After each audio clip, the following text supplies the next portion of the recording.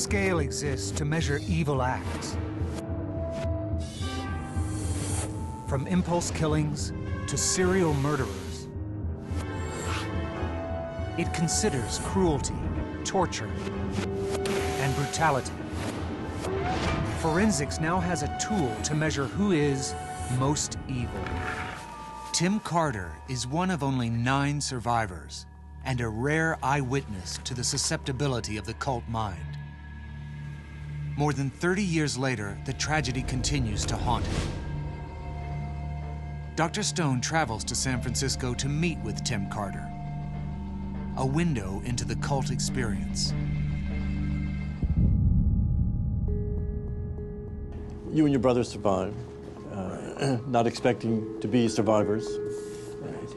So walk us through the kinds of experiences that you had from that moment on. By the time we got to Port Kaituma on that night, and it actually took us 6 hours to get there because we kept on stopping. We dumped all the suitcases, and as soon as we walked into the town, they said halt, and we said halt, you know, and we don't mean any, because I didn't believe, I'd heard what happened at the airstrip. I actually didn't believe it. It was really interesting. I didn't believe that Jones actually would murder a congressman. I mean, I look at myself and go, how can, that seems to be really incongruous.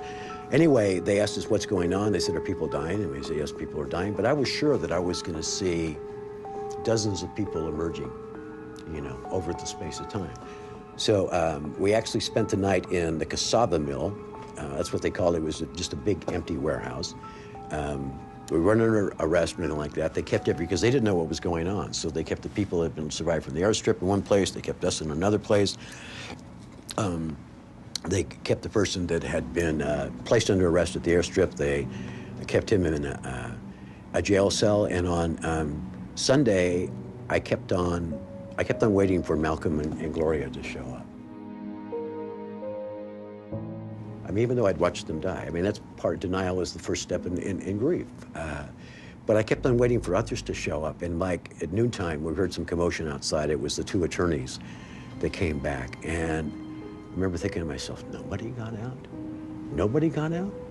I mean, it was impossible to me. So on Monday morning, we got to Kaituma around midnight on November the 18th, a little bit after, it would have been November 19th.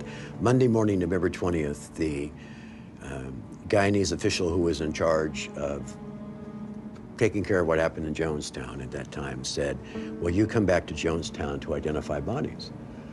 And I said, do we have any choice? And he said, no, not really. We're sitting in this chopper. I'm completely, I don't even know how to describe it. It's beyond shock, though. I mean, literally, I was almost insulted that the sun came up because the world had ended as far as I was concerned.